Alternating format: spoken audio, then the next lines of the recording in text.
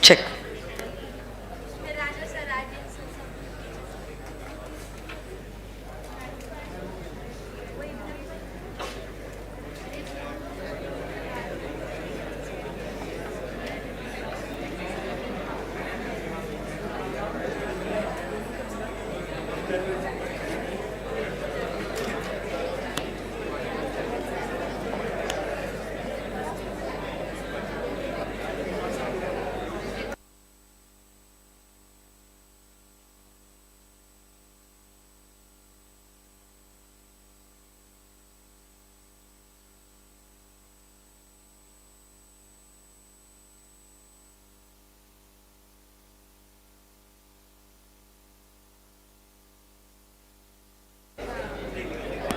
Check. So very good morning to all of you all. Good morning. So ये उम्मीद है मेरी कि आप लोगों के पहले 2 लेक्चर्स काफी अच्छे रहे होंगे. And we also have to rock in the subject of law. So in the sense पढ़ाई में हमें rock करना है, of course, yes. So yes, and a very good morning to all my virtual students also. I hope everyone is doing good. और of course आज का दिन तो काफी खास दिन है. Finally मैं आप लोगों से मिल रही हूँ और हमारी क्लासेस जो है वो ऑफिशियली अब आज से शुरू होने वाली है. Yes. So before we even start with the subject, मैं सब्जेक्ट के बारे में, अपने बारे में और अपनी टीचिंग मेथोडोलॉजी के बारे में आज मैं आप लोगों से डिस्कस करना चाहती हूँ, है ना. So first of all I want every one of you all to please sit straight like good children. Your eyes and ears should be open and suspend whatever you all are doing. Okay, just listen to whatever I am saying. And my sessions are going to be really very interactive sessions, so I want you all to be involved in the discussions that we are doing in the class. Okay. पहली बात तो मेरा ये जो subject है, what is the name of the subject that I will be teaching you all? So अगर आप देखते हो आपकी स्क्रीन्स पे मेरे ये सब्जेक्ट का नाम आप लोगों को नजर आएगा.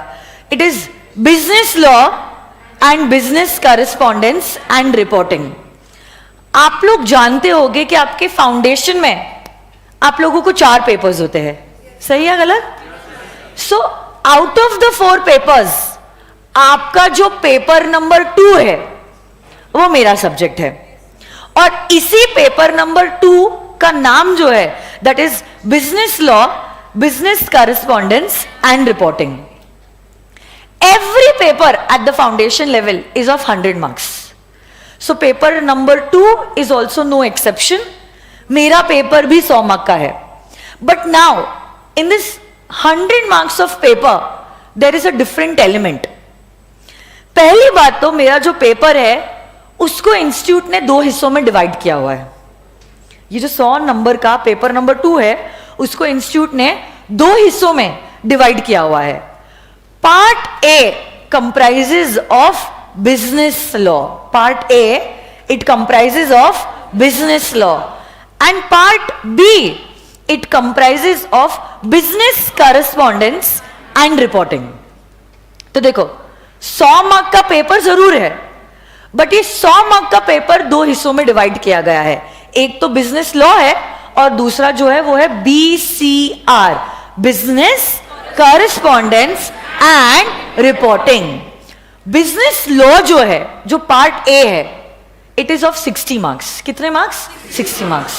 और आपका बीसीआर जो पार्ट बी है that is of 40 marks. So basically 60 and 40 का कॉम्बिनेशन है बिजनेस लॉ एंड बीसीआर.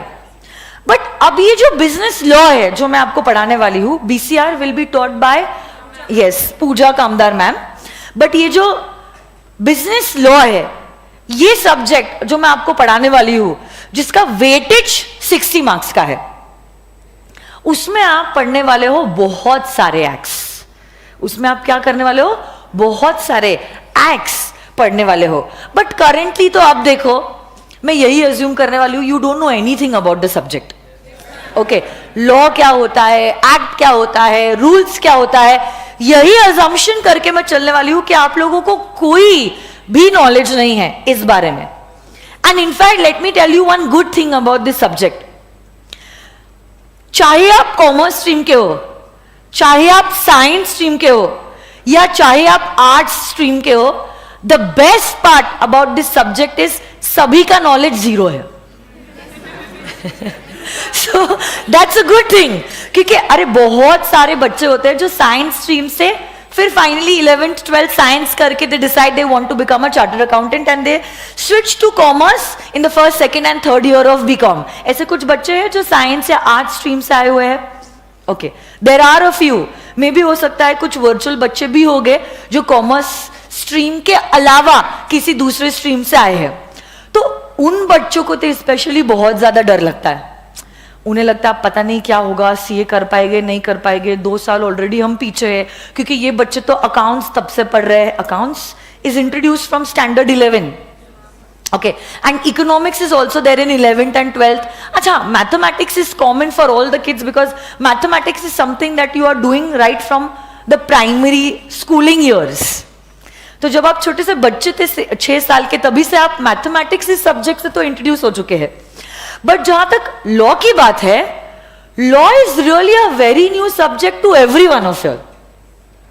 चाहे वो कॉमर्स स्ट्रीम का भी क्यों ना हो बच्चा, इस बच्चे ने कभी लॉ को देखा ही नहीं है, वो कभी सब्जेक्ट से रूबरू हुआ ही नहीं है, क्योंकि 11th 12th में तो आप लोगों को कभी लॉ था ही नहीं.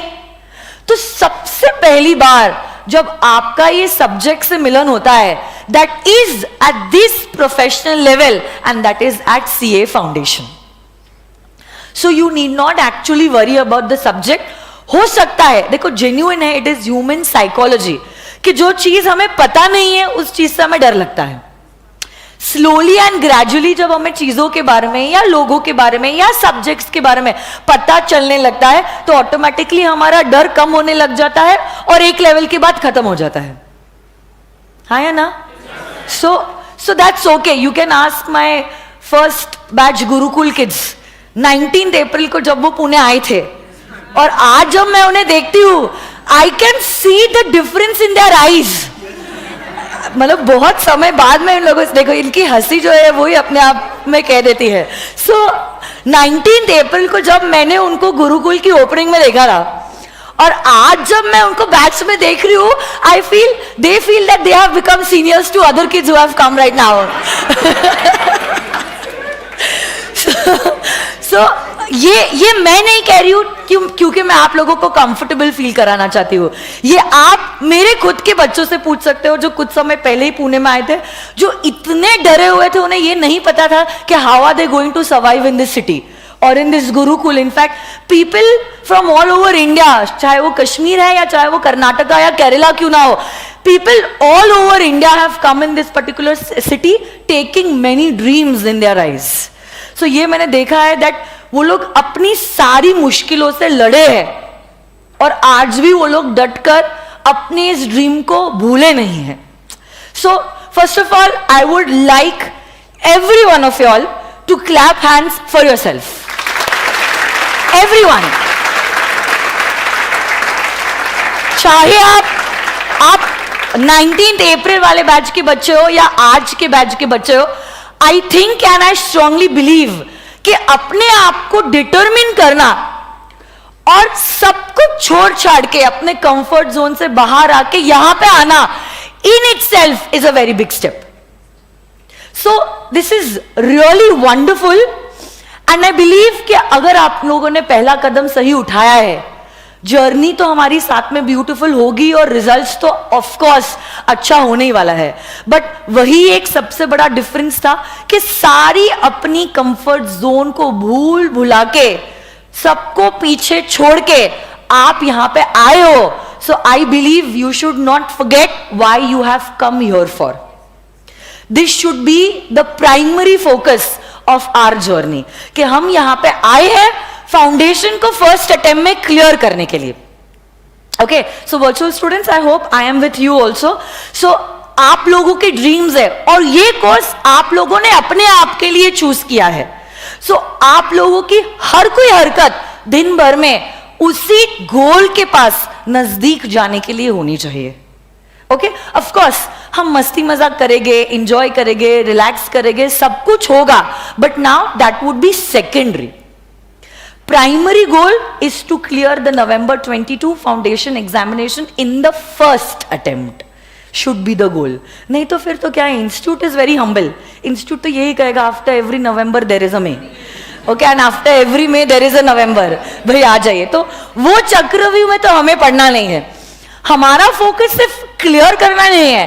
It should be clearing with good marks in the first attempt. Should be the goal. हमारे अगर गोल्स ही छोटे हो गए तो ऑब्वियसली बात है रिजल्ट्स तो और छोटा होगा. Okay, so we have to really aim high, और उसी हिसाब से हमें हमारे शेड्यूल्स भी बनाने हैं, क्लासेस भी कंडक्ट करनी है. और देखो, you have to respect the fact, obviously even I am going to respect your schedule and you have to respect the same for yourself. क्योंकि अगर आप अपने वक्त की कदर नहीं करोगे, क्या आप ये उम्मीद कर सकते हो कि कोई दूसरा बंदा आपके वक्त की कदर करेगा? नहीं. हमारे पास लिमिटेड टाइम है. हमारे पास जून का आधा महीना है, फिर जुलाई, अगस्त और सितंबर ही है. अक्टूबर तो आप लोगों को प्रेपरेटरी लीव के लिए लगेगा. तो हमारे पास लिमिटेड समय है, और इसी लिमिटेड समय में हमें कोर्स को कंप्लीट करना है. उस वजह से हो सकता है कि मैं अपने क्लास में कुछ रूल्स एंड रेगुलेशंस लाऊंगी.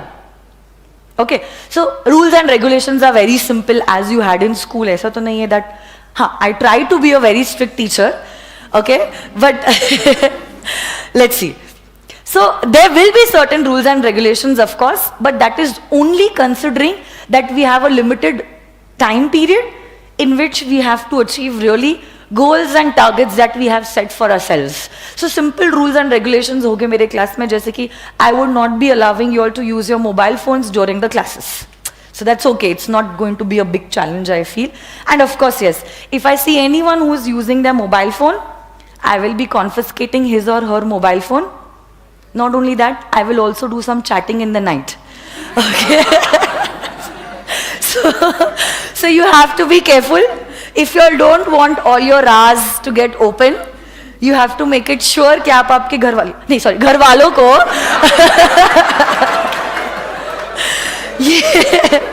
ये बोल रहे हो कि भाई इस समय से इस समय तक हमारी क्लासेस होती है, so make it sure that they are not calling you or messaging you during that time. Apart from that, you all are free to do whatever you want to, talk to whomever you want to. I will never ask you कि आप कहाँ थे, किसके साथ थे और किससे बात कर रहे थे.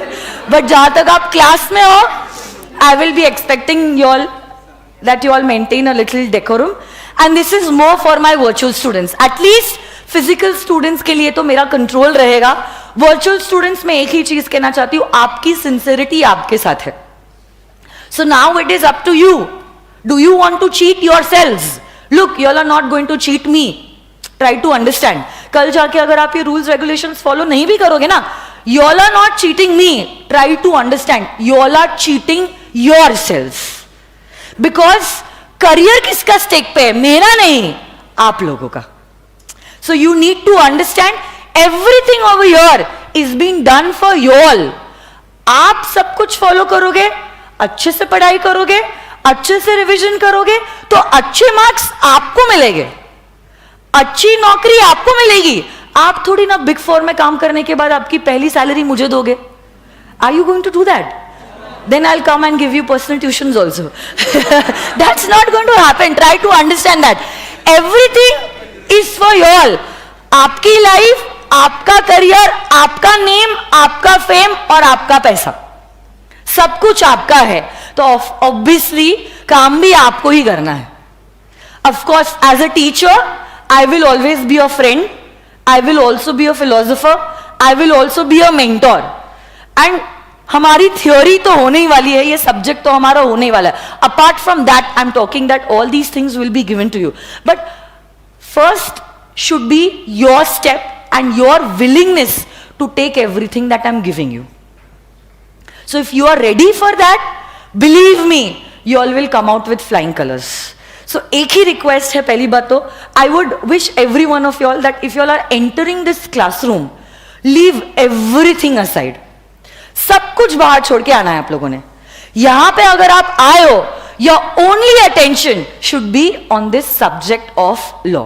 Your only focus should be on this subject. In fact आपको ये सोचना होगा कि मैं क्या ज्यादा से ज्यादा कर सकती हूं या कर सकता हूं ताकि मुझे मैक्सिमम मिले आउट ऑफ द सब्जेक्ट्स.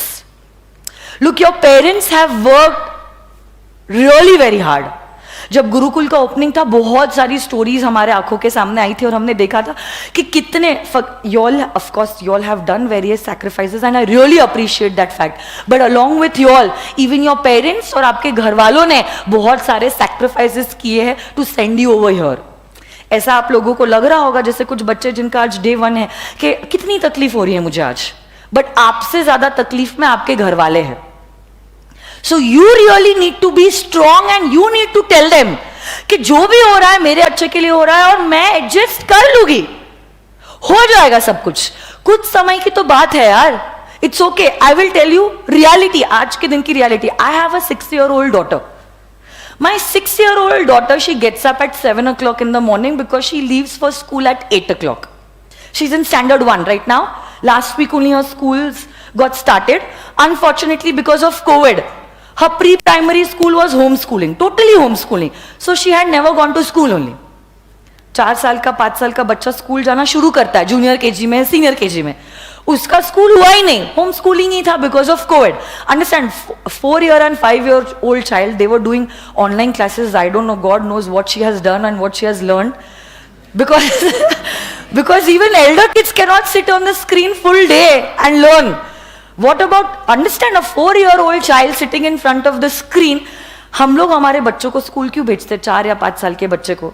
ताकि वो सोशलाइज करना सीखे, मम्मी पापा से थोड़ा थोड़ा दूर होना सीखे और ये भी समझे कि मम्मी पापा के अलावा कुछ दुनिया होती है। शेयरिंग करना सीखे, एक दूसरे के लिए केयर करना सीखे, ये समझने की कोशिश करे कि घर में जैसा एनवायरनमेंट होता है हर जगह पे एनवायरनमेंट नहीं होता है। उसलिए हम 4 या 5 साल के बच्चों को प्री प्राइमरी स्कूल में भेजते हैं। वो तो कुछ हुआ नहीं, सब कुछ ऑनलाइन हुआ। Now suddenly when she in standard 1, the schools have started. Imagine that child who has never been to school throughout her life, 6 years of life. Now from standard 1, Maharashtra में ऐसा सिस्टम होता है कि फुल डे स्कूल होती है standard 1 से। 8:30 to 3:30 she has school.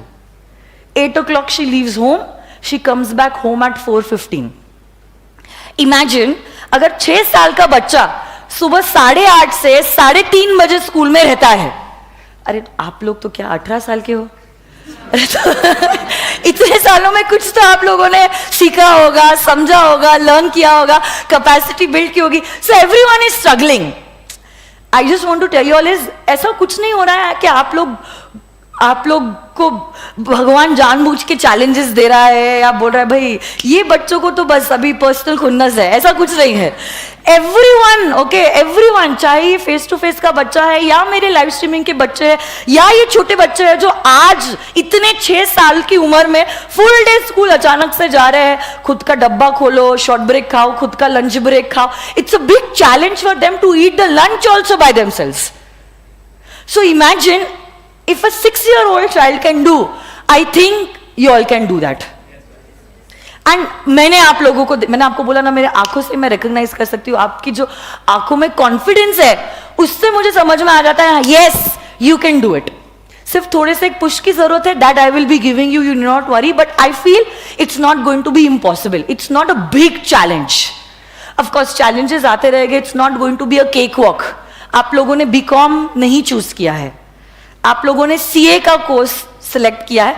So obviously बात है that it's not going to happen that every lecture is going to be really easy and even if you don't do self study you will understand everything और सब कुछ याद भी आ जाएगा, सब कुछ लिख भी लोगे। It's not going to happen. ना मेरे पास कोई जादू की छड़ी है और ना आप लोगों के पास कोई जादू की छड़ी है। हम लोगों को सिर्फ एक चीज पता है that together we can do it. मुझे आप लोगों का साथ और आप लोगों को मेरा साथ जरूरी है, फिर ये गोल अचीवेबल है। ये चीज की मैं गारंटी दे सकती हूं। ऑफ कोर्स देखो, पहली बात तो मैं आपको बताना चाहती हूं, मेरा जो सब्जेक्ट है it's a theory subject.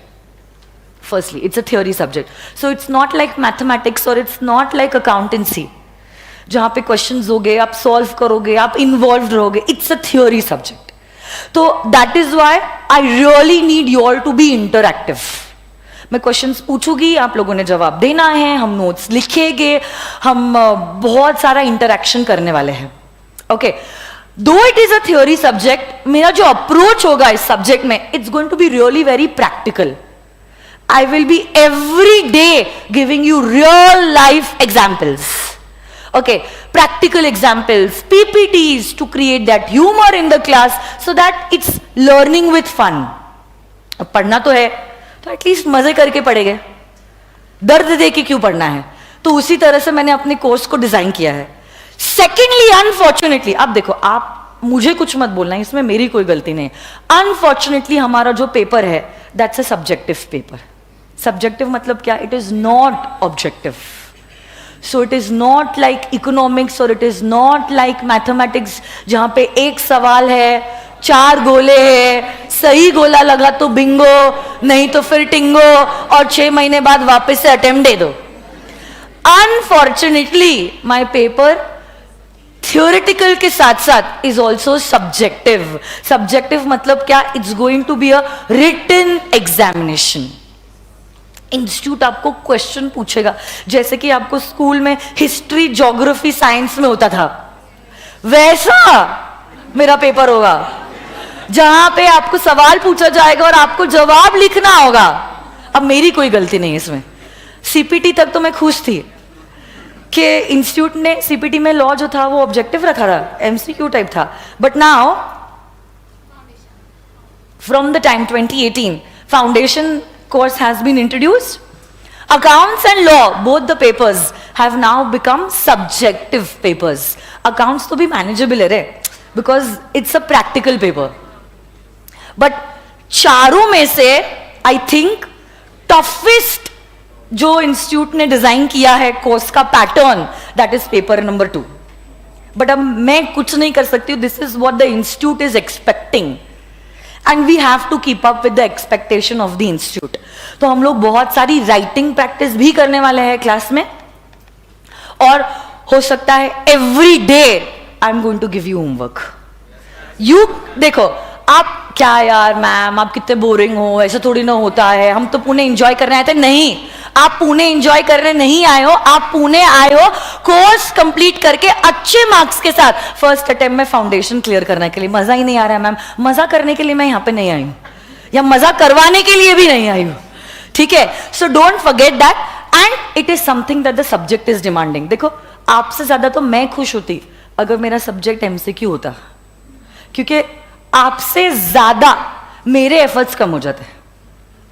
As a teacher try to understand. हो सकता है आप सिर्फ स्टूडेंट पर्सपेक्टिव देख रहे हो, बट मेरे लिए बहुत डिफिकल्ट है, आपसे कई गुना difficult, specially at that time जहां पे बहुत सारे बच्चों का लड़ाई जो है ना, लॉ से नहीं होता है, इंग्लिश से ही होता है.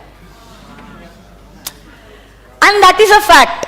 अब बहुत सारे बच्चे होते हैं जो इंग्लिश मीडियम स्कूल से ही नहीं पढ़े हैं, हिंदी मीडियम से पढ़े हैं, मराठी मीडियम से पढ़े हैं, South Indian are from Telugu medium.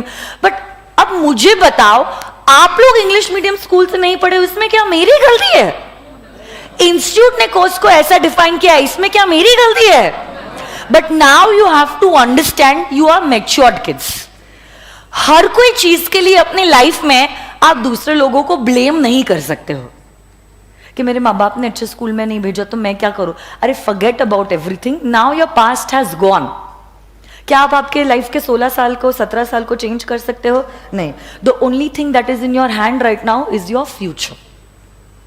I will tell you something about a person who is really close, that is Swapnil sir. Swapnil sir ने खुद ने एक मराठी मीडियम स्कूल से स्कूलिंग की है, that too which not private Marathi medium, Zilla Parishad Marathi medium school. Standard 1 to standard 10 he was in a Marathi medium school. आज अगर आप उन्हें कभी लेक्चर लेते हुए देखोगे, nobody will even able to recognize that he is from a Marathi medium Zilla Parishad school. So this is the way he has groomed himself. और ये तो मैंने अपने आंखों के सामने एग्जाम्पल देखा है. And that is why I'm telling you. About other kids also I have examples, but मैं दूसरे बच्चों का एग्जाम्पल लूंगी तो आप लोगों को लगेगा मैम तो झूठी बातें बोल रही है और बातें बना रही है. इसलिए मैंने ऐसे व्यक्ति का एग्जाम्पल लिया जिससे आप मिलते हो या बातें करते हो या जिसको आपने देखा है. अरे he has done schooling from a Marathi medium school and still he became a successful chartered accountant, not just a chartered accountant. So it's possible, yaar. Everything is possible. You have to make it sure that how you want to take your life ahead. अभी तक हो सकता है आपके life में आपके decisions नहीं थे, but from today you have all your decisions in your hand, which means आपके पास अधिकार के साथ साथ जिम्मेदारियां भी आ गई है। और आपके साथ अगर कुछ बुरा हुआ, फिर आपके पास ये अधिकार नहीं रहेगा कि आप ब्लेम गेम करना शुरू कर दो कि इसने ऐसे किया इसलिए ऐसा हुआ, वो टीचर ने खराब पढ़ाया इसीलिए मैं फेल हुआ, माँ बाप ने मुझे अच्छे स्कूल में नहीं डाला इसीलिए मैं फेल हुआ।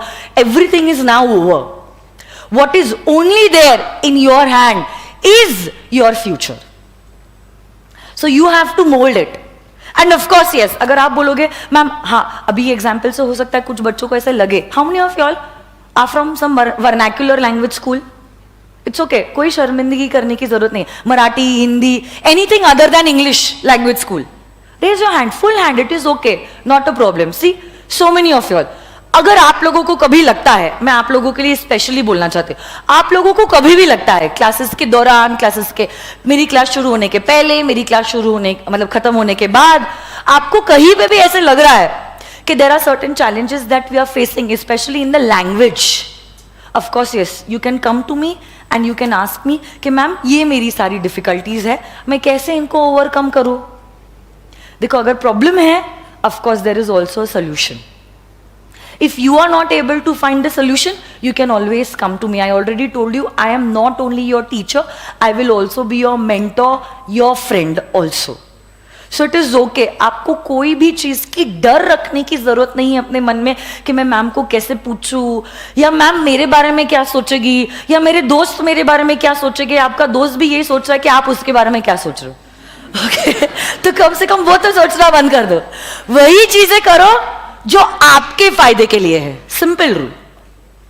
And avoid those things and specially for all those people who distract you. Okay, so it's up to you how you want to mould your career. संभालो अपने आपको बेटा, समझ रहा है मुझे।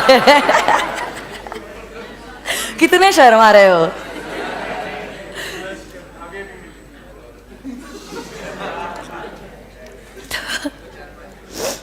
So see, even in the virtual students, Saili, mister Mishra, Mayank, बहुत सारे बच्चे हैं जिन्होंने इंग्लिश मीडियम से स्कूल नहीं किए. So that is totally okay.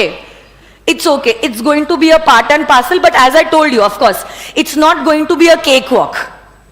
There will be certain more challenges that you will be facing, but it can be overcome. This is what I want to tell you. उसको overcome करना possible है अगर आप लोगों ने सोचा तो. थोड़े extra efforts आप लोगों को लेने पड़ेंगे क्योंकि देखो ये examination वैसे भी India based examination है. ऐसा नहीं है कि सिर्फ मेरे स्टूडेंट्स एक दूसरे से compete कर रहे हैं. लाइव वर्सेस वर्चुअल और pen drive versus live streaming, ऐसा नहीं है. It's a competition throughout India. So in fact we are one family. Whether you all are my face-to-face kids or my live streaming students, my pen drive or Google Drive students, हम तो in fact एक family है. So we are going in this process together. तो हम लोग एक दूसरे को सपोर्ट नहीं करेंगे तो कौन करेगा, है ना? तो we have to constantly keep on supporting each other. और आप लोगों को जो भी हेल्प लगती है, otherwise also you all are always free to come and ask me. I will always be there as a mentor. तो ये इंग्लिश से रिलेटेड मैं क्यों कह रही थी, क्योंकि देखो एक तो मेरा सब्जेक्ट थ्योरी है, दूसरा सब्जेक्टिव है, और बहुत सारे बच्चों को इसी से प्रॉब्लम हो जाता है कि हम लिखे कैसे. जब मैं समझाती हूँ कोई बच्चा ये नहीं बोलेगा कि समझ में नहीं आया ma'am. Every student sitting in the class who is listening, मतलब he is present physically and mentally both, is listening to my lectures will understand everything that I teach in class. Okay, they are also able to remember everything. So grasping power is also reasonably good of every child. तो ऐसा तो नहीं है CA बनने के लिए कोई Einstein का बाप होना पड़ेगा. Okay, even an average student can clear and become a chartered accountant. I was myself an average child. अगर आपको लगता होगा मैं वो जीनियस कैटेगरी की बच्ची हूँ, तो बिल्कुल नहीं हूँ मैं. अगर आप मेरे स्टैंडर्ड 1 to स्टैंडर्ड 10 के रिजल्ट देखोगे, I was a very average child. So ऐसा कभी नहीं था मैं क्लास में फर्स्ट 10 में आती थी. Okay, in a class of 50 I was never the first 10 students in the class. I was a very average child. But what differentiated me from the other kids was I was hard working and sincere. And this hard working and sincere character of mind was very consistent. That was the reason why I became a chartered accountant in the very first attempt. I cleared all the 3 stages, foundation, inter and final, in first go. In fact, I will tell you, even my friends who were more intelligent than me couldn't clear the examination in the first attempt, and the reasoning that I feel is that they became over smart gradually. They were very smart, but कुछ बच्चे होते हैं ना जो they start becoming over smart और ज्यादा होशियारी दिखाने की कोशिश करते हैं, वो ज्यादा होशियारी में वो गिर गए. Of course, कुछ मेरे फ्रेंड्स ऐसे भी थे जो मुझसे ज्यादा स्मार्ट थे, सिंसियर थे और हार्ड वर्किंग भी थे. Even they became a chartered accountant with better numbers than me. But I am comparing with those who couldn't become a CA, क्योंकि देखो इन लोगों को मैंने अपने आंखों के सामने फेल होते देखा है, और मैं नहीं चाहूंगी कि मेरे सामने बैठा हुआ बच्चा उन्हीं गलती की वजह से फेल हो जाए. फिर मेरा होके क्या मतलब रहेगा? आपके और मेरे बीच में तो एक ही डिफरेंस है, एक्सपीरियंस का. कुछ सालों बाद तो आप भी सीए ही रहने वाले हो, तो अगर मैं अपना एक्सपीरियंस आपके साथ शेयर नहीं करूंगी तो मेरा होके क्या मतलब रहेगा? समझने की कोशिश करो. So I have seen this in front of my eyes. I don't want you all to repeat those mistakes. Okay? And that is why have that consistency. So even if you are an average child, you need not worry. Look at me. It's okay. Even I can be a chartered accountant in the first attempt. It's possible for you also. But yes, you have to maintain that sincerity, that hard working has to be consistent. Consistent मतलब समझता है क्या? ऐसा नहीं जोश जोश में चलो आज टाइम टेबल बनाया, मैम ने बहुत अच्छा मोटिवेट किया, टाइम टेबल बना लेते, टाइम टेबल फॉलो भी करना चालू किया, 1 हफ्ते टाइम टेबल फॉलो किया और फिर बोला चलो थोड़ा रिलैक्स करते हैं. फिर वो रिलैक्स करते करते 1 वीक हो गया, बोला चलो कमिंग मंडे से चालू करते हैं टाइम टेबल फॉलो करना. और फिर कमिंग मंडे, अब वो कौन सा मंडे पता नहीं, कमिंग मंडे बोला है, लॉ के स्टूडेंट्स हो ना, कमिंग मंडे बोला है भाई, नेक्स्ट कमिंग मंडे थोड़ी ना बोला है. So that shouldn't happen. Now then you will go into over smartness.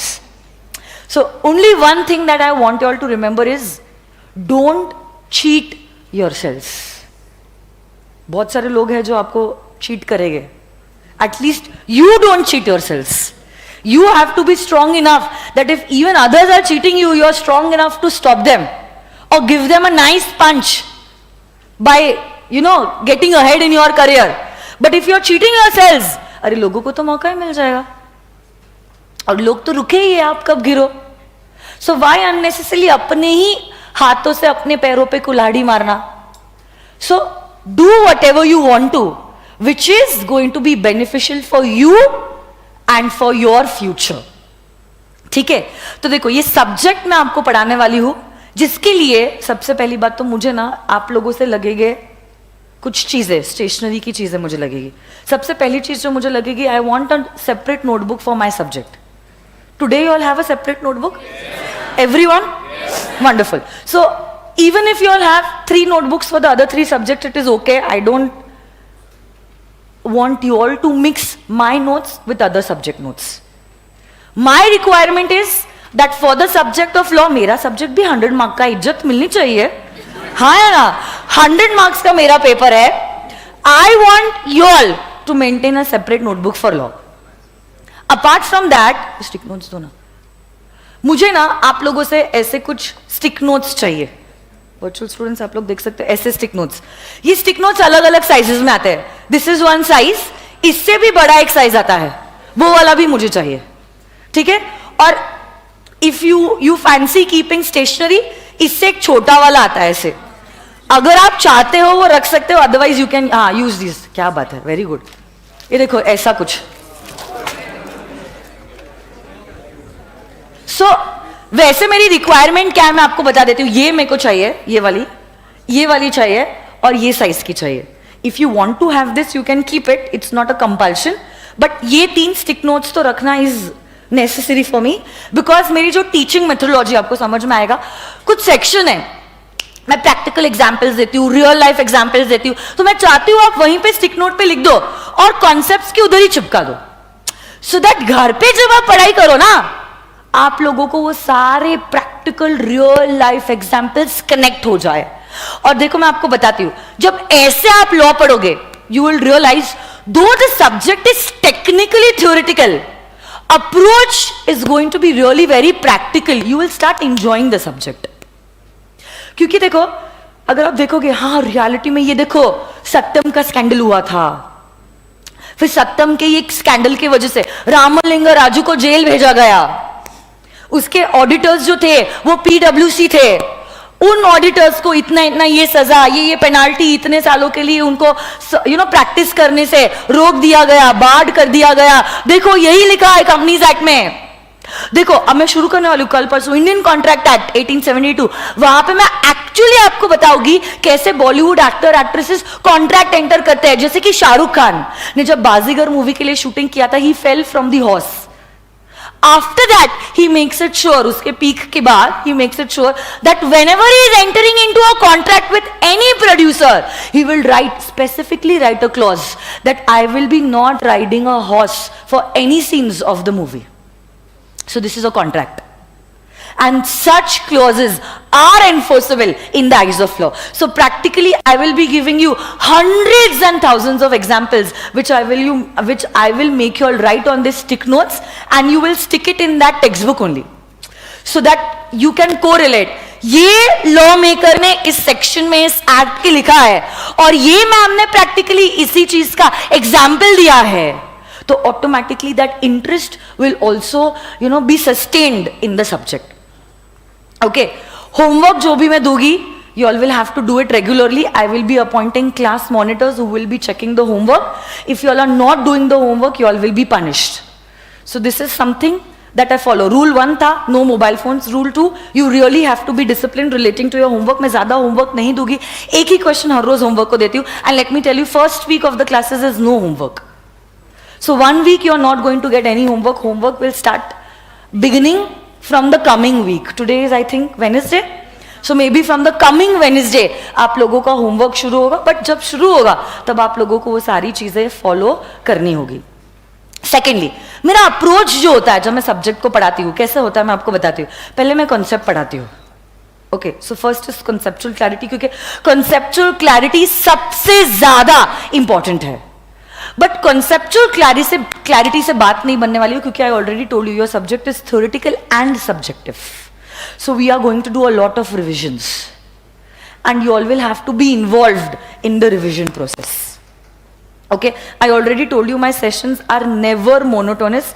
It's going to be a two-way sessions, so I want you all to be involved in the revision process. But वहाँ पे बात खत्म नहीं होने वाली. Revision के बाद we will also be doing a lot of writing practice also. That is the reason why I need a separate notebook for law.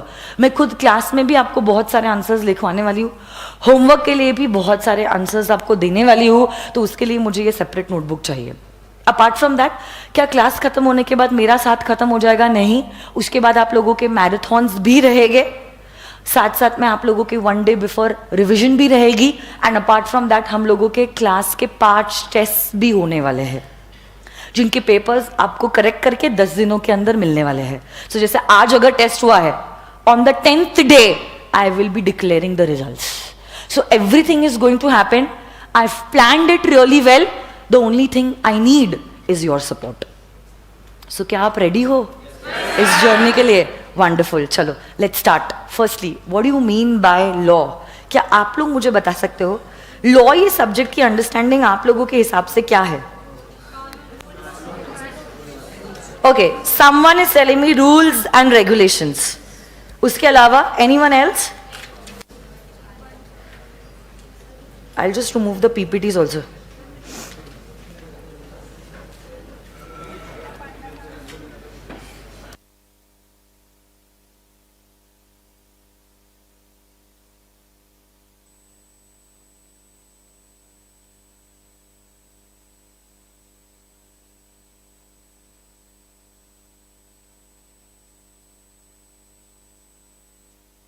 Okay, अच्छा, लॉ क्या होता है? कानून होता है. वाह, क्या बात है बेटा, क्या बात है. मतलब आप नहीं होते तो क्या होता? लॉ क्या होता है? कानून होता है. Okay, it's acts, rules. ये कौन है? CA aspirant Prince, mister Prince. बहुत ही बढ़िया बेटा, बहुत ही बढ़िया, मतलब शानदार. Set of rules and regulations, ऐसे कोई कह रहा है. set of section, subsection, clause and subclause. Okay, Sujal, that is the meaning of the word act. जो आपने कहा ना, section, subsection, clause, subclause. That is the meaning of the word act. Tell me, what do you mean by law? Law, ये शब्द को जब मैं कहती हूँ law, इस शब्द का क्या मतलब होता है? Okay, fine. कोई कह रहा है rules and regulations. Apart from that, any other answer?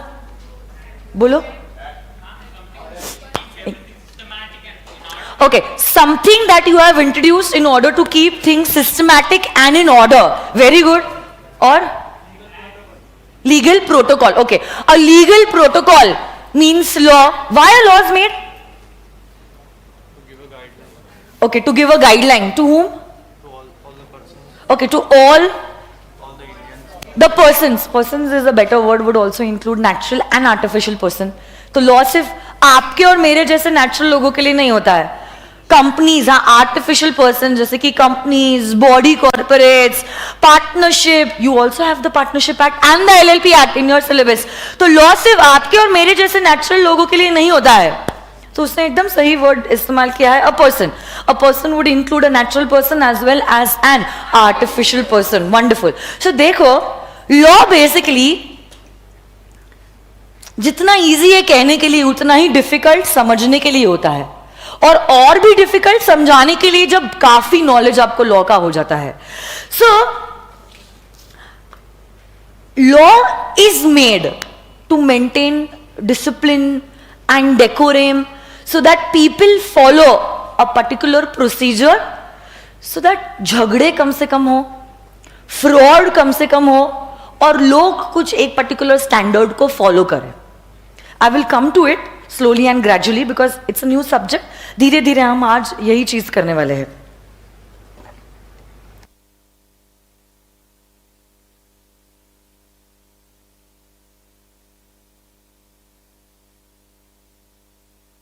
ठीक है. ओके, सुनो मेरी बात. सो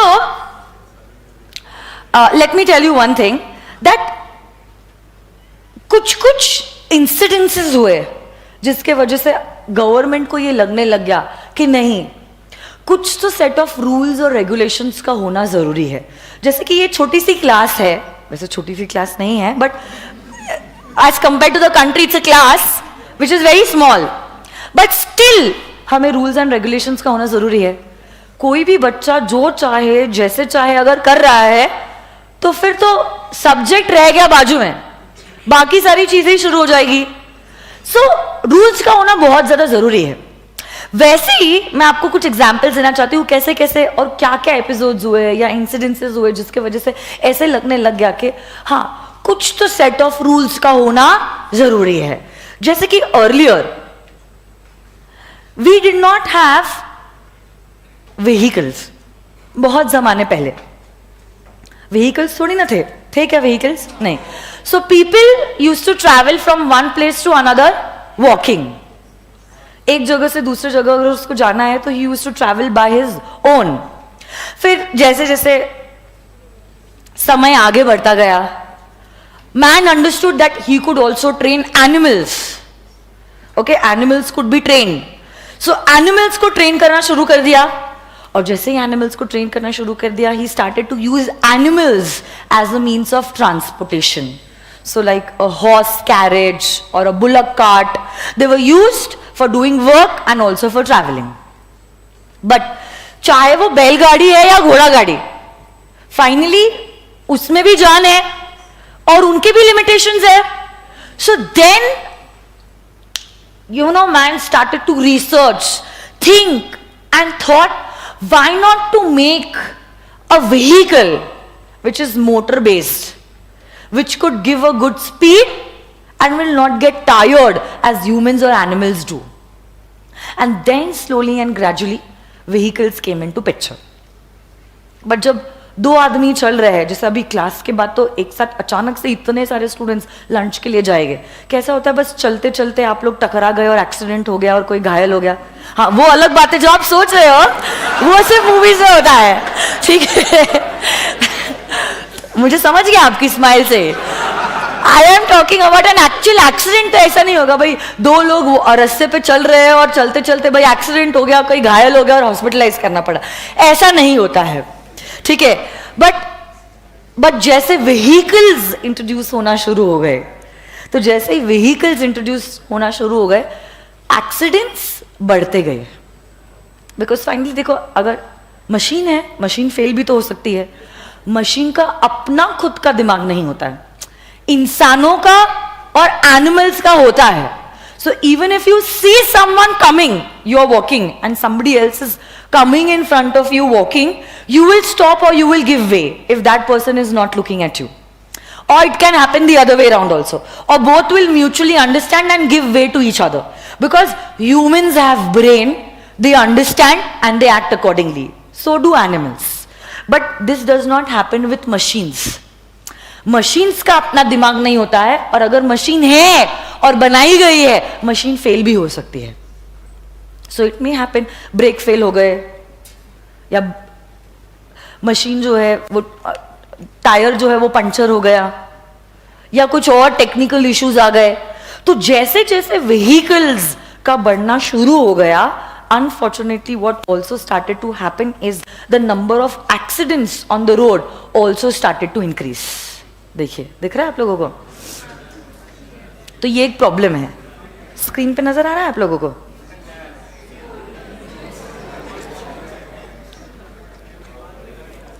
अंकुश, पानी लाना ना प्लीज। सो प्रॉब्लम ये था कि व्हीकल्स बढ़ गए, बट इंक्रीजिंग व्हीकल्स के साथ साथ एक्सीडेंट्स भी बढ़ गए। So now the government thought it's necessary for us to bring a solution, and they made some traffic rules, and they started to make some traffic rules.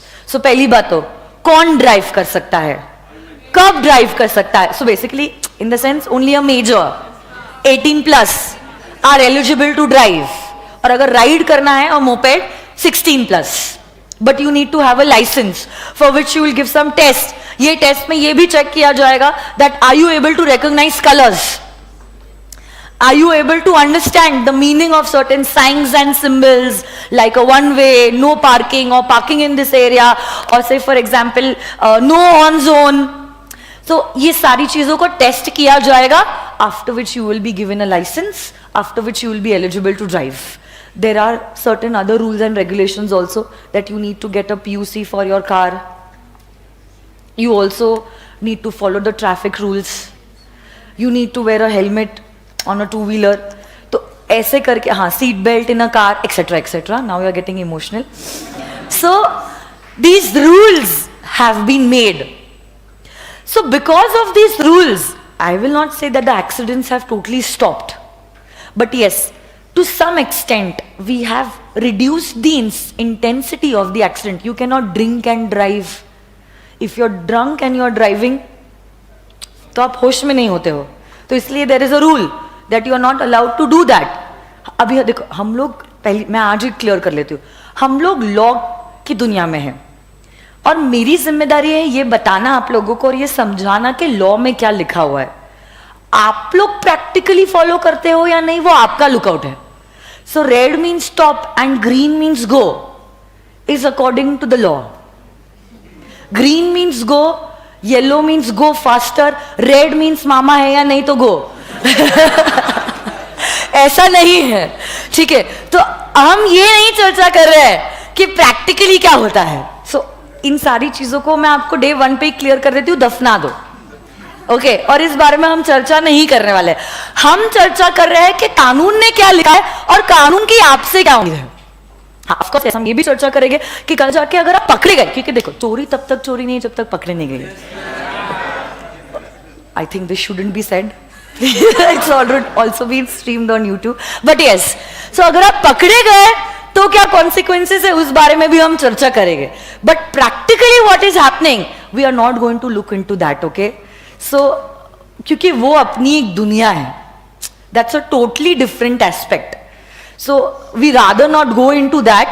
हम इसी पे सीमित रहेंगे कि अगर ये चीज हुआ है तो इसका कॉन्सिक्वेंस क्या है और इसके इम्प्लीकेशंस क्या होने वाले हैं. ओके तो देखो ये एक्सीडेंट्स बढ़ने लग गए, तो इसलिए गवर्नमेंट को लगा now we should have some set of rules. So यही सेट ऑफ रूल्स जो थे उसकी एक रूल बुक बनाई गई। यही सेट ऑफ रूल्स जो है उसकी क्या बनाई गई बोलो तो, एक रूल बुक जो है वो बनाई गई।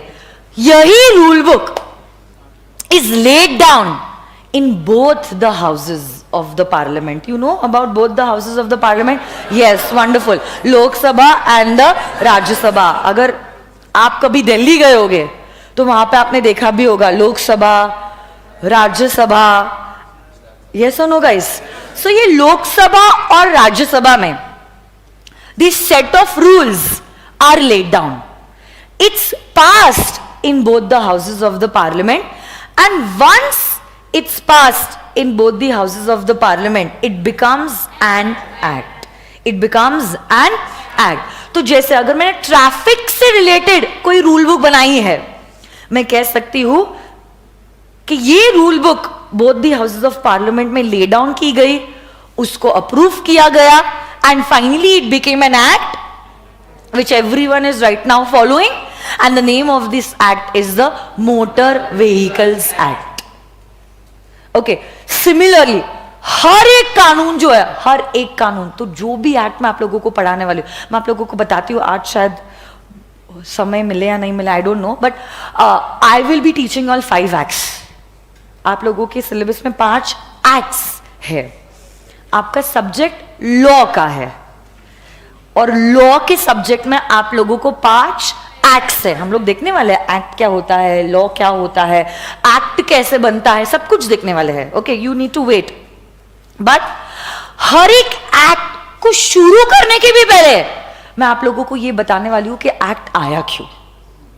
मतलब basically we will go into the history first and then we will come to what finally is the outcome and why this set of rules was made. So basically an act is nothing but it is a set of rules which has been passed under both the houses of parliament, which if applicable to you, you need to follow it.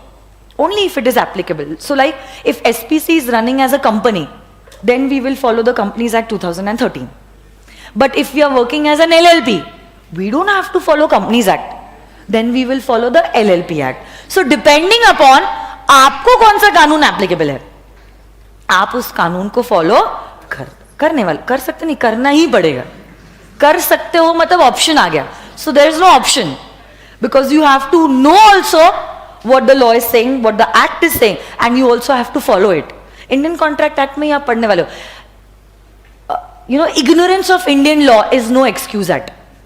So we are not going to bear the fact that you don't know about the Indian law.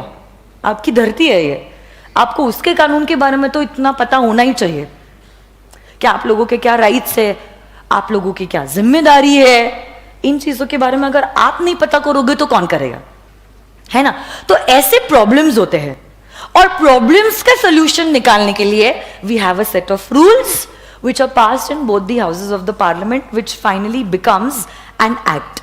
So now if you ask me, ma'am, how is an act made? How is an act made and what do you mean by an act? इन दोनों सवालों के जवाब आज के class में हम करेंगे। कल हम देखेंगे लॉ क्या होता है, कल हम देखेंगे इंडियन कॉन्ट्रैक्ट एक्ट क्यों आया, और कल हम इंडियन कॉन्ट्रैक्ट एक्ट के एप्लीकेबिलिटी के बारे में भी सीखेंगे। ठीक है, आज हम लोग I don't think so we will be able to start with Indian contract act, but आज मैं आपको ये जरूर बताने वाली हूं एक्ट क्या होता है, एक्ट कैसे बनता है, और एक बेयर एक्ट का स्पेसिमेन भी मैं आप लोगों को बताने वाली हूं, आज ही बताने वाली हूं। ठीक है, उसी एक्ट का स्पेसिमेन बताओगी जो आपके सिलेबस में है, तो आप कोरिलेट भी कर पाओगे। ठीक है, तो देखो कोई भी एक्ट कैसे बनता है, देखो मैं आपको बताना चाहती हूं।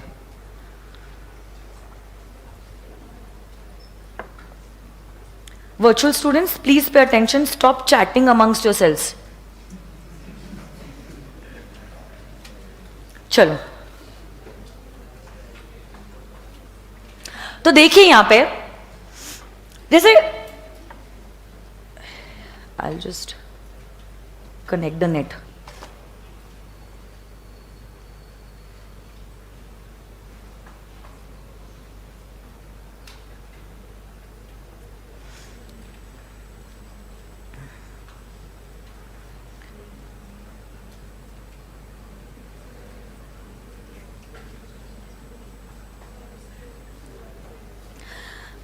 देखो एक बात बताओ मुझे, मोदी जी जो है क्या अकेले देश को चला सकते हैं? इट्स नॉट पॉसिबल कि अकेले मोदी जी जो है पूरे देश को चला रहे। तो होता क्या है मैं आपको बताती हूं। मोदी जी ने अपनी एक फौज बनाई है। फौज मतलब not in the literal sense army, basically a team. फौज मतलब एक टीम। और इसी टीम के द्वारा मोदी जी क्या करते हैं, अलग अलग एस्पेक्ट्स में ऑफ रनिंग द कंट्री ध्यान देने की कोशिश करते हैं। क्योंकि हर एक चीज के डिटेल में जाना मोदी जी को पॉसिबल नहीं है। एक अकेला इंसान फिजिकली भी कहां कहां जाएगा, समय के भी रिस्ट्रिक्शंस होते हैं, तो बहुत सारे कॉन्स्ट्रेंट्स आते हैं। So it's not possible for him alone to run the complete country. He has to have his own team which will look into different affairs. तो देखो बहुत सारी चीजें होती है, अगर देश को चलाना है कितनी सारी चीजें जिसके बारे में आपको ख्याल रखना होता है, जैसे कि about health, about defence, about railway, about education, okay, about the finance, about the external affairs, about the home affairs, about the corporate affairs। कितनी सारी चीजें हैं जिसके बारे में मोदी जी को ख्याल रखना पड़ता है, और वो अकेले बंदे ये सारी चीजों पे ख्याल नहीं रख सकते। तो उन्होंने अपनी एक फौज बनाई है, अलग अलग डिपार्टमेंट्स बना दिए हैं, और हर एक डिपार्टमेंट्स के हेड अपॉइंट कर लिए हैं। So now instead of looking at the grassroots level, what will he do is he will interact with the heads of the concerned department, and then the head of the concerned department will be taking all the actions, will also be planning and making sure that the planning has been executed, because that's more challenging. Plan तो India में हर कोई बंदा बना लेता है, execution पे ही fail हो जाता है। So these people make it sure, these departmental heads, that the plans have been executed and the results are shown, and the departmental head will be answerable to Modi ji, and Modi ji will keep on instructing these people and taking the reports from these people. तो ऐसे करके देखो इतने सारे ministries है जो आप screen पे देख सकते हो, जो आपकी आंखों के सामने हैं। Of agriculture and farmers welfare, ये तो बहुत जरूरी है for any country. Ministry of coal, ministry of communication, ministry, can you see this, ministry of corporate affairs, ministry of, why am I focusing on corporate affairs? Because the Companies Act 2013 comes under the Ministry of Corporate Affairs, which you have in your syllabus. इसलिए बार बार मैं corporate affairs बोल रही हूँ। Corporate means a body corporate, okay?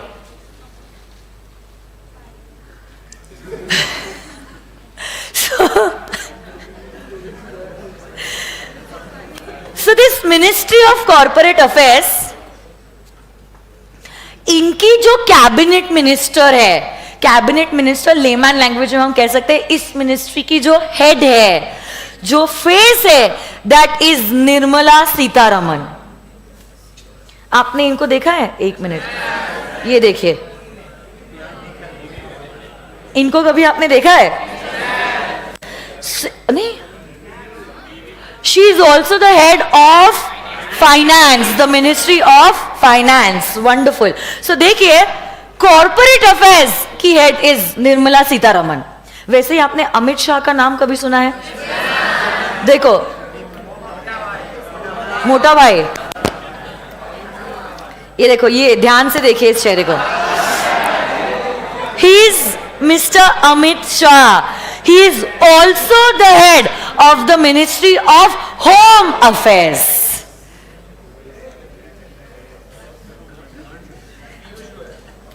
वैसे ही और एक ministry है, finance, F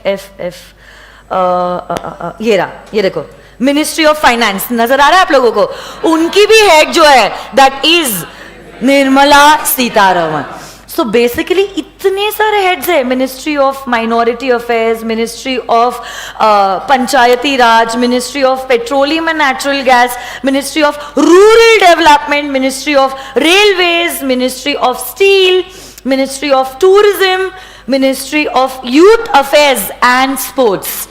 अलग अलग हेड्स है, यहाँ पे A to Z के ऑर्डर में दिया है, अलग अलग मिनिस्ट्रीज है और इन्हीं मिनिस्ट्रीज के बहुत सारे मतलब अलग अलग हेड्स है, मतलब बहुत सारे हेड्स इन टोटल है। तो मोदी जी क्या करते हैं, इन्हीं लोगों के द्वारा डिफरेंट डिफरेंट एस्पेक्ट्स पे ध्यान रखते हैं। अकेले एंड लेवल तक नहीं रीच कर सकते हैं, बट इन लोगों के through he makes it sure things are plan and well executed in the country. Getting this और नो? तो हो सकता है मोदी जी ये देख रहे हैं कि अरे कुछ समय पहले सत्यम का इतना बड़ा स्कैम हुआ। Are you aware about the Satyam scam? If not we will be discussing about Satyam scam in our class also. कुछ समय पहले इवन सुब्रत रॉय सहारा कि सहारा ग्रुप ऑफ इंडस्ट्रीज में डिपॉजिट से रिलेटेड एक स्कैम हुआ था। Are you aware about that? ठीक है, कोई बात नहीं, उस बारे में भी हम डिस्कस करेंगे। Subrata Roy Sahara was also sent to jail for 3 years। Okay, Kingfisher Airlines के बारे में तो सुना ही होगा, या सिर्फ किंगफिशर एक ही चीज से एसोसिएट करते हैं आप लोग?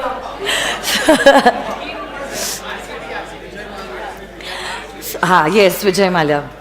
सो किंगफिशर एयरलाइंस एक ग्रुप है, बेवरेजेस एक दूसरा ग्रुप है, ऐसे बहुत सारी चीजें हैं ओके जो वो करते हैं, आई मीन बिजनेस पर्सपेक्टिव से।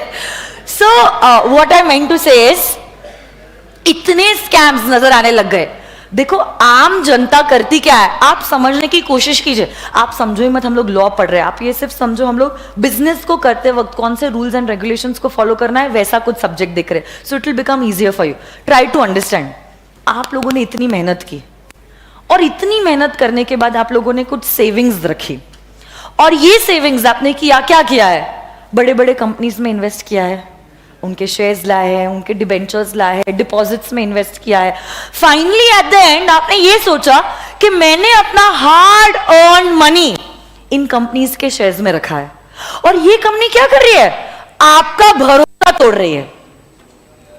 सत्यम का जो स्कैम हुआ था, कंपनी का जो शेयर प्राइस था वो 500 में था, और जब ये स्कैम बाहर आया, क्योंकि रामलिंगा राजू ने खुद कन्फेस किया that he did this scam for this number of years, उस दिन स्टॉक मार्केट बंद करना पड़ा, क्योंकि सिर्फ सत्यम के शेयर प्राइसेस तो छोड़ो, पूरा मार्केट, सिर्फ नेशनल क्या इंटरनेशनल मार्केट ब्रेक हो गया। आप सोचो, बिकॉज सत्यम के shares were also listed on international stock exchanges, on 3 international stock exchanges like Dow Jones, New York Stock Exchange।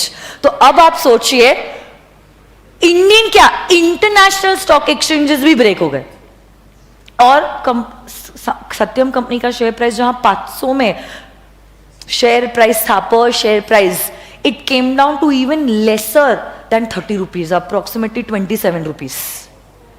मतलब आप सोचो, रिटर्न तो दूर की बात, जो आपका इन्वेस्टमेंट था वो भी बाहर नहीं आया। पब्लिक का जो कॉन्फिडेंस था डिक्लाइन होने लग गया, पब्लिक का जो कॉन्फिडेंस था वो डिक्लाइन होने लग गया। सुन रहे हो क्या मेरी बात? सो ऑब्वियस सी बात है, ये डिक्लाइनिंग कॉन्फिडेंस को रिवर्स करना बहुत इंपॉर्टेंट था। जैसे मैंने प्रॉब्लम बताया था आप लोगों को, एक्सीडेंट्स बढ़ने लग गए, तो कुछ रूल्स एंड रेगुलेशंस का होना जरूरी था। तो एटलीस्ट अगर ऑफ कोर्स कोई भी चीज को टोटली बंद करना it's next to impossible, but कम करना इज पॉसिबल। और अगर रूल्स एंड रेगुलेशंस नहीं बनाए it will all be a chaos.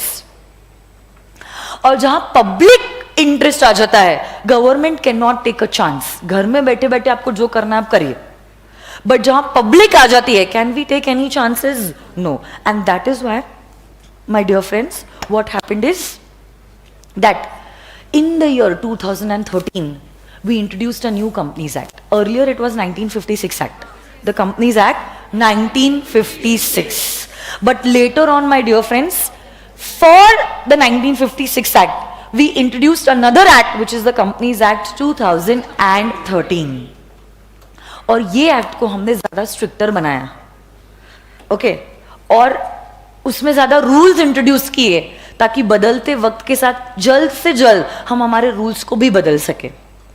तो अब देखो मोदी जी देख रहा है कि ऐसा कुछ हो रहा है देश में, तो ऑब्वियस सी बात है वो चुप तो नहीं रहेंगे। कॉर्पोरेट अफेयर्स की हेड कौन है? निर्मला सीतारमण। तो उन्हें कहा उन्होंने कि आई want you to make a set of rules and regulations relating to corporate affairs.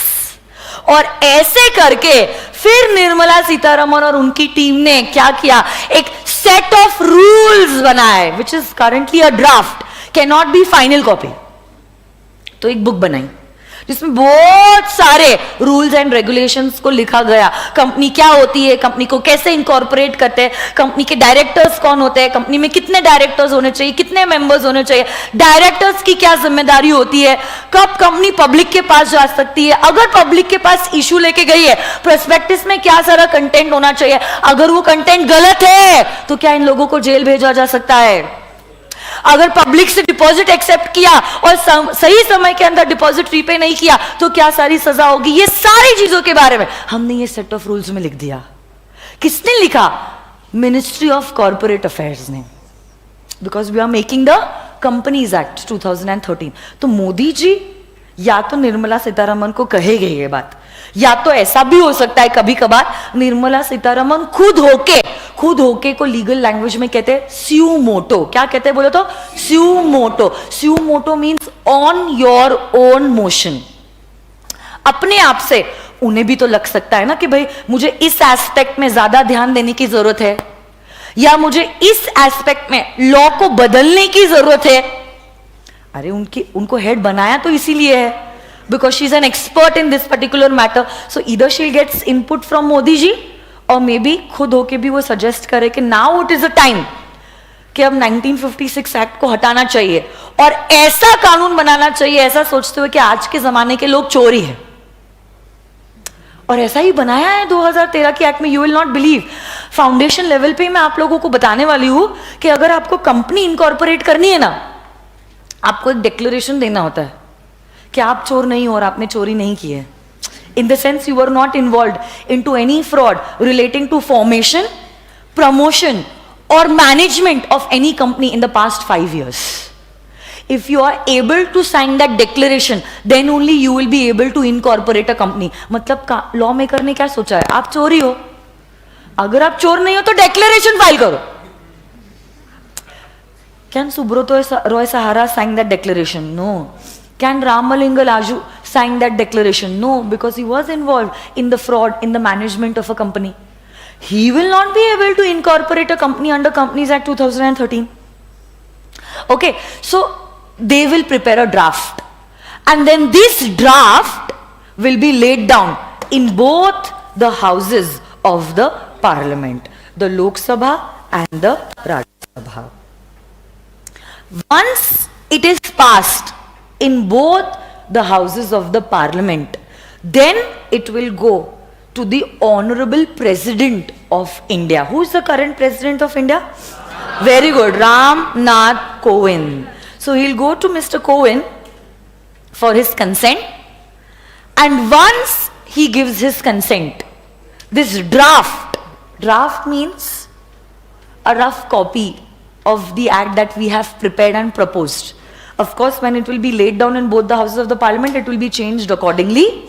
And then once it is passed in both the houses of the parliament, it will go to the President of India. And once the President gives his consent, this draft will become an act. So this is an act. This is an act. So basically an act is nothing but it is a set of rules and regulations which you need to follow. But अभी देखो हम लोग कानून की दुनिया में है, law makers इतना भारी काम कर रहे हैं. ऑब्वियसली ऐसे नॉर्मल टर्म्स यूज करना ठीक नहीं लगेगा ना, ऐसे लगना चाहिए कुछ तो काम किया है. तो जो एक्ट बनती है उसके जो कंटेंट होते हैं, कंटेंट एक्ट का जो कंटेंट होता है उसको अलग अलग हिस्सों में डिवाइड किया गया है. ये जो हिस्से होते हैं, it's nothing but it is pointers only. ये हिस्सों को हम सिर्फ कहते हैं section, subsection, clause and sub clause. जैसे मैंने आप लोगों के लिए 2 रूल्स बना दिए, नो यूजिंग मोबाइल फोन, और सेकेंड रूल था that you have to consistently do your homework every day. So this is rule 1. Rule 2, यही अगर एक्ट होती तो मैं कहती सेक्शन 1, सेक्शन 2. और अगर सेक्शन 1 में मुझे और लिखना है कि फर्स्ट में लिखूंगी कि I will not be allowing the using of mobile phone in my class, फिर उसी में मैं दूसरा बच्चा दूंगी कि if anyone is found using the mobile phone, the phone will be confiscated for 2 days. So पहले पॉइंट के 2 एस्पेक्ट्स है. So it will be like section 1, subsection 1, section 1, subsection 2. So हम लोग पॉइंट्स नहीं कह सकते हैं बिकॉज कुछ भारी किया है हमने, तो इसलिए टर्म्स भी कुछ अलग होने चाहिए. It's nothing but it is section, subsection, clause and सब. So act is nothing but it is a combination of 4 things. Act is nothing but it's a combination of 4 things. Section, clause and subclause.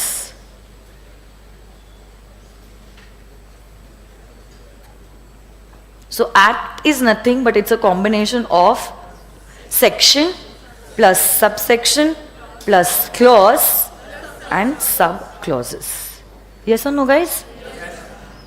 Practically मैं आप लोगों को बताना चाहती हूँ companies act 2013 which is also there in your syllabus. आपको पता है law and accounts are the only 2 subject which you have in all the 3 stages of your CA life. तीनों स्टेज होते हैं, फाउंडेशन, इंटर एंड फाइनल. तो ये तीनों भी स्टेजेस में 2 ही सब्जेक्ट्स है जो कवर होते हैं. एक अकाउंट्स होता है. अकाउंट्स तो obviously you are a chartered accountant, तो अकाउंटेंसी से रिलेटेड तो आपका knowledge should be next level. You all are the professional in accountancy. But आप सोचो अकाउंट्स को जितनी इज्जत दी है इंस्टीट्यूट ने उतनी लॉ को दी है. इसीलिए लॉ को इंस्टीट्यूट ने तीनों स्टेजेस पे लिया है. Earlier law was only for 40 marks and that too MCQ. In 2018, when CPT was scrapped and foundation was introduced, firstly, it made the paper, law paper for 60 and 60 के साथ साथ 40 marks का BCR add किया. And plus, along with that, it also made it a subjective paper. Means institute is expecting really a thorough knowledge in this subject also. Otherwise, institute MCQ ही रखता था. Theory क्यों बनाता था? क्योंकि देखो foundation में आपके बाकी के 2 papers तो वैसे भी theory है. अकाउंट्स सब्जेक्टिव बनता है बिकॉज आप उसके मास्टर हो. बट लॉ तो रख सकता था ना MCQ. MCQ नहीं रखा है उसने, इंस्टीट्यूट ने सब्जेक्टिव बनाया है. Means understand, institute is trying to tell you that you have to give equal weightage to this subject of law also. And plus in CPT there were only 3 acts: contract act, partnership act and sale of goods act. In foundation, it introduced more 2 acts, LLP Act and even the Companies Act. It's a direct message to you all that law plays an equivalent role in your life as a chartered accountant. Okay? I'll just show it to you 1 second.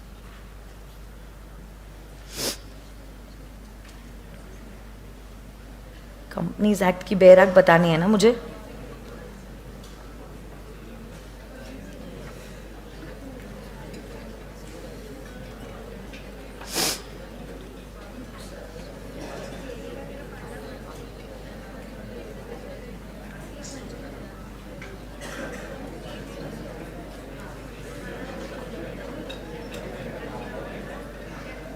ये देखिए,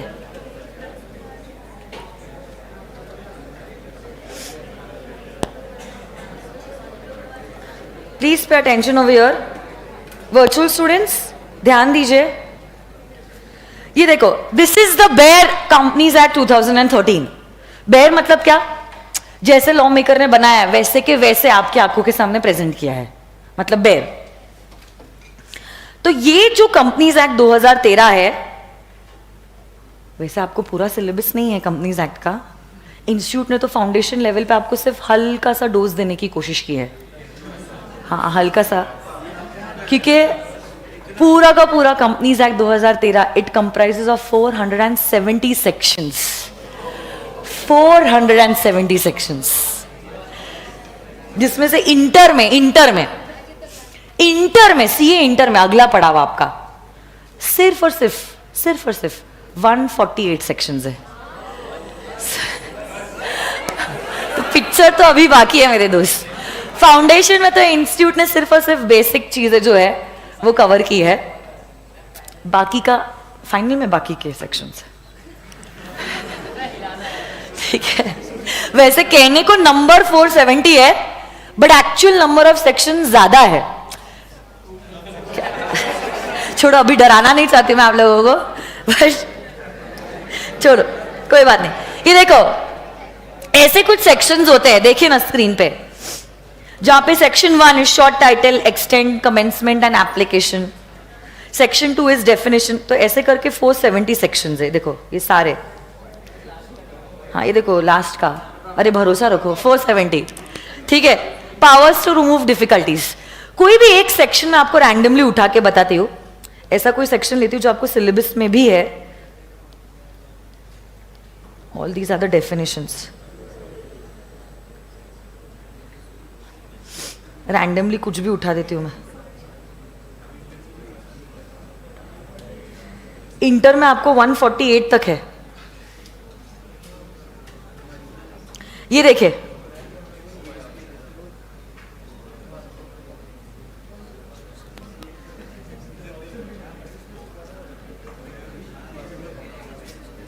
जैसे अगर ये section number 8 है, नजर आ रहा है section number 8, देख आपको 8 नंबर दिख रहा है, 8 नंबर क्यों?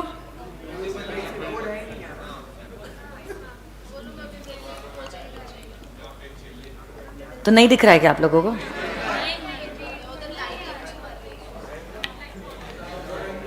अच्छा ठीक है, ये देखो, ये I will read it for you. ये point number 8, we will not call it as point number 8, we will call it as section number 8, which is relating to formation of companies with a charitable object. फिर अगर आप देखोगे 8 का 1 है, नजर आ रहा है 1, फिर 8 का 2 है, 8 का 3, 4, 5 है, नजर आ रहा है कि नहीं? 8 का 6 है, 8 का 7 है, 8 का 8, 9, 10, 11। तो अगर सपोज से फॉर एग्जाम्पल मैं रीड कर रही हूं 8th पॉइंट का point number 2, the company registered under this section shall enjoy all the privileges and be subject to all the obligations of a limited company. अगर मैंने ये सेंटेंस रीड किया है ना, what am I actually reading? I am reading section number 8 subsection 2। कुछ समझ में आया? What am I reading? Section number 8 subsection. वैसे ही अगर सपोज मैं ये 4 का 1 रीड कर रही हूं, a company registered under this section shall not alter the provision of its memorandum और article except with the previous approval of the CG. What am I reading? Section number 8 subsection 4 clause 1। इसका भी अगर बच्चा हुआ तो वह सब clause होगा। So did you understand? So ऐसे करके मैंने पूरा ड्राफ्ट किया है, पूरा। कोई भी, चलो कहीं पे भी स्टॉप हो जाते, चलो यहां पे मैं स्टॉप हो गई। ये क्या है? ये है सेक्शन 25 सबसेक्शन 4। समझ में आई क्या बात? वैसे ये देखो, section number 26 subsection 1 clause A sub clause 1। Did you understand? So act is nothing but it comprises of section, subsection, clause and subclause. इसका मतलब होता है an act। और हमारे पूरे सिलेबस में हम करने वाले हैं 5 acts। ये कौन से acts है, ये acts में क्या पढ़ाने वाली हूं, ये सब कुछ कल होगा। आज जितना पढ़ा है वो लिख लो and then I will call it an off for today. एक बार मैं सिर्फ रिवाइज कर लेती हूँ। अच्छा, एक सिर्फ छोटी सी बात आप लोगों को बतानी है। ऐसे करके एक्ट बन जाता है। पहले क्या होता है, कंसर्न मिनिस्ट्री के लोग क्या बनाते हैं? Draft. This draft is laid down in both the houses of the parliament. once it is passed in both the houses of the parliament, then what will happen? It will go to the president for his consent and then it will become an act. After that, ये सब parliament में क्या हुआ, president ने किसको हाँ बोला, ये हमें थोड़ी ना पता है, आपको और मेरे को, आम जनता को। तो आम जनता को कब पता चलता है और कैसे पता चलता है? Once an act is made, it is published in the official gazette of India. Look, what is an official gazette? It's like a government publication. Official gazette official gazette is like a government publication, जैसे newspapers होते हैं. Okay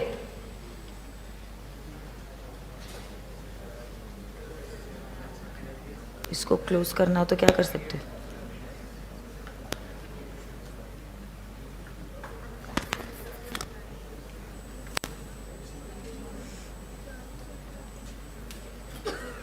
ये screen ऊपर ही नहीं हो रही. So my dear friends, this is nothing but this is the official gazette of India. और इसी ऑफिशियल गैजेट में क्या होता है?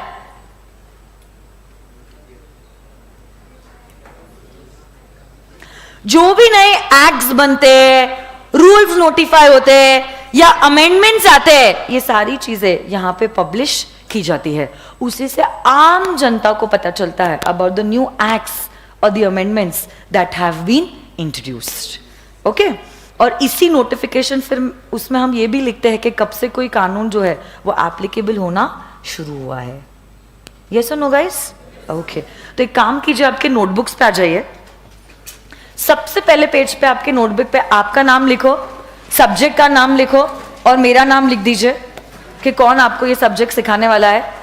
I want you all to keep the first 2 pages of your notebook blank. सुन रहे हो क्या मेरी बात? बिकॉज वहां पे मैं आपको लिखाने वाली हूं कि कैसे आंसर्स आप लोगों ने लिखने हैं. फर्स्ट 2 पेजेस, 2 पेजेस मतलब 4 sides.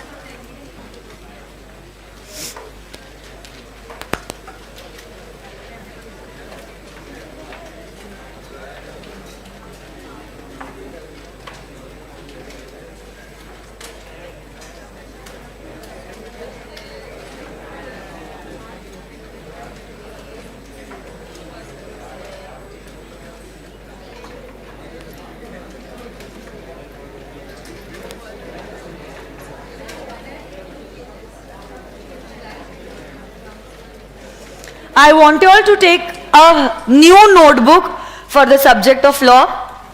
Okay? And please write this down. What are you going to write down? Leave 2 pages. Did you all leave 2 pages? And then from the 3rd page, please write down how an act is made. How an act is made.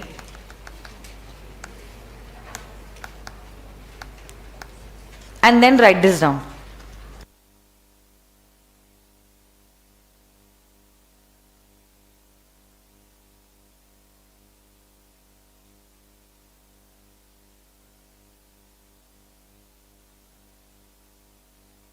The heading, how an act is played. Oh, sorry, is made. So sorry.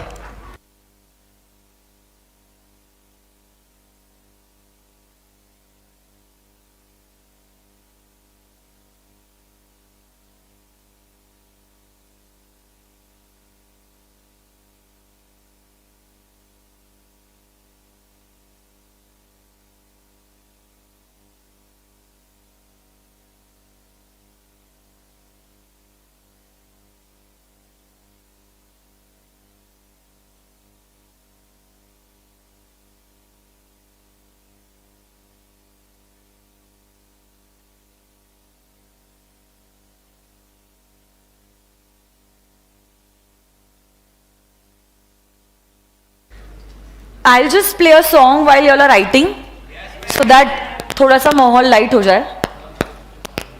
When you all are writing down, make it sure you all are asking yourself whether you all have understood what I have taught.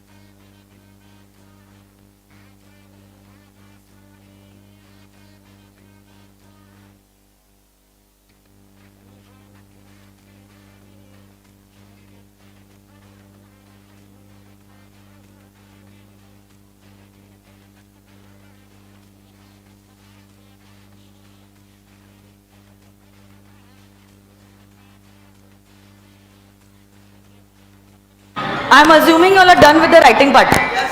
Next PPT.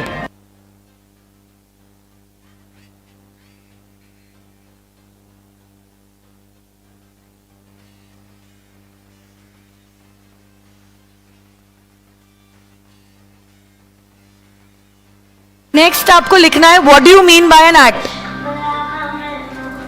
Check what do you mean by an act. अच्छा ठीक है.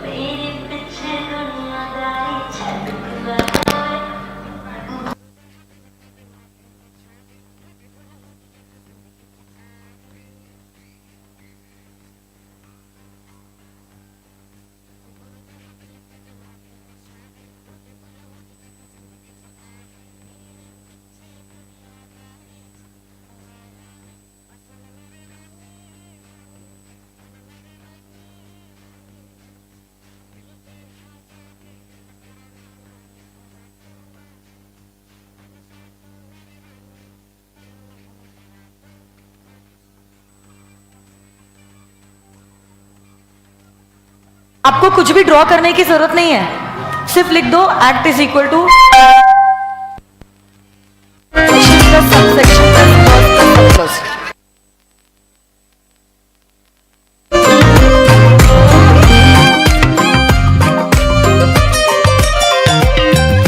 ਨੱਕ ਵਿੱਚ ਪਾਇਆ ਕੋਕਾ ਕਹਿਰ ਕਮਾਉਂਦਾ ਆ, ਹੱਥ ਵਿੱਚ ਪਾਇਆ ਚੂੜਾ ਹੱਥ ਵੀ ਨਾ ਆਉਂਦਾ ਆ। ਨੱਕ ਵਿੱਚ ਪਾਇਆ ਕੋਕਾ ਕਹਿਰ ਕਮਾਉਂਦਾ ਆ, ਹੱਥ ਵਿੱਚ ਪਾਇਆ ਚੂੜਾ ਹੱਥ ਵੀ ਨਾ ਆਉਂਦਾ ਆ। ਰਾਤਾਂ ਨੂੰ ਉੱਠ ਉੱਠ ਕੇ ਸੋਚਾਂ ਬਾਰੇ ਤੇਰੇ ਵੇ। ਸੁਣ ਮੇਰੀ ਰਾਨੀ ਰਾਨੀ ਬਨ ਮੇਰੀ ਰਾਨੀ ਰਾਨੀ, ਹਾਂ ਕਰ ਦੇ ਤੂੰ ਮੈਨੂੰ ਮੈਂ ਦੁਨੀਆ ਨੂੰ ਹਿਲਾ ਦੂੰਗਾ। तेरे बिन नहीं मैं जीना मैं ही जाना। बेबी you're the one, किन्नी सोहनी लगदी सौं है रब दी, you harder than the sun। तेरे बिन So I am assuming that every one of you all is done with the writing part. एक बार मुझे सिर्फ बता दो act is equal to what plus what plus what plus what, section plus subsection plus clause plus सब।